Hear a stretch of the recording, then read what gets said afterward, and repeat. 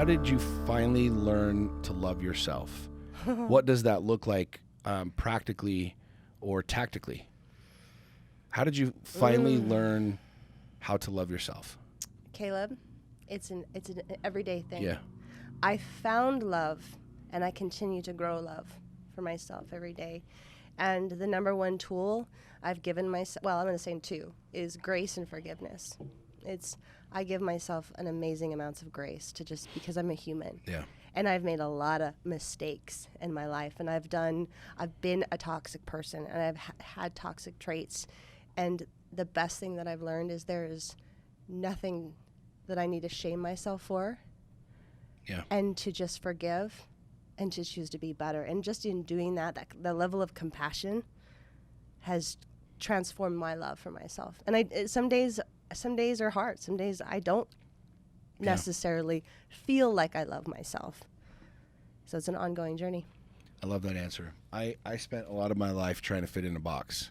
I spent a lot of my life trying to understand what the rules of acceptance were. I spent a lot of my life trying to appease people versus appeasing myself. And I would say probably this didn't really sink in until I was almost 40 years old, when I realized, like, God gave me gifts that are different than other people's. And it doesn't make me good or me bad or them good or them bad. God gave me gifts. And I spent a lot of my life like sequestering these things, like pushing them down, hiding them because it made other people uncomfortable. And what I realized after years and years and years of this battle back and forth is like, I really came to, and this sounds interesting for probably a lot of people, but I came to really understand what Jesus was about. I started to really try and like understand who Jesus was.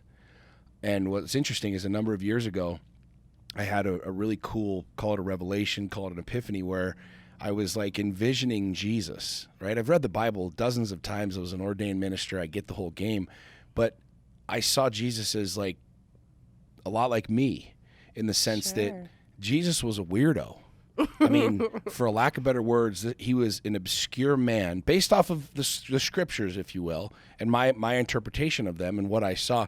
He walked town to town to town speaking this message that was foreign to people, that a majority of people like pushed away. A majority of people said that he was a nut job, and a majority of people laughed at him. They mocked him. They threw shit at him. They kicked him out of towns. Like, yo, you're a fucking freak, man. Yeah. And all of a sudden I realized, I'm like, I kind of feel like Jesus in a lot of ways.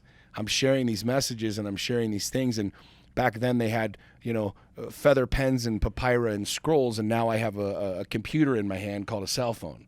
We're both sharing these messages, and we're both doing what we feel compelled to do, which is what he did.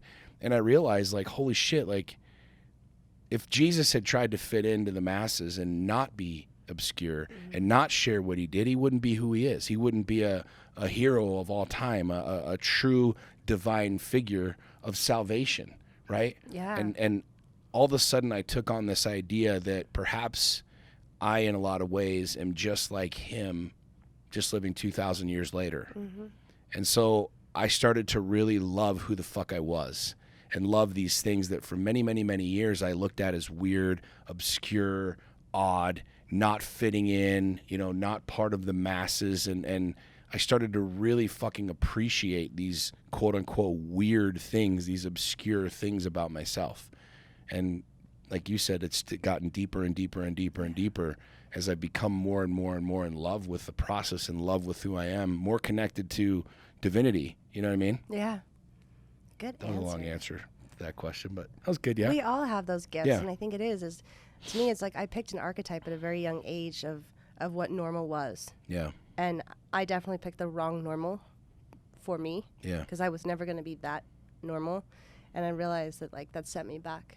Yeah. So accepting our gifts is huge. I think it kept, I don't want to say that it set me back, and maybe it didn't set you back, it just kept you closed.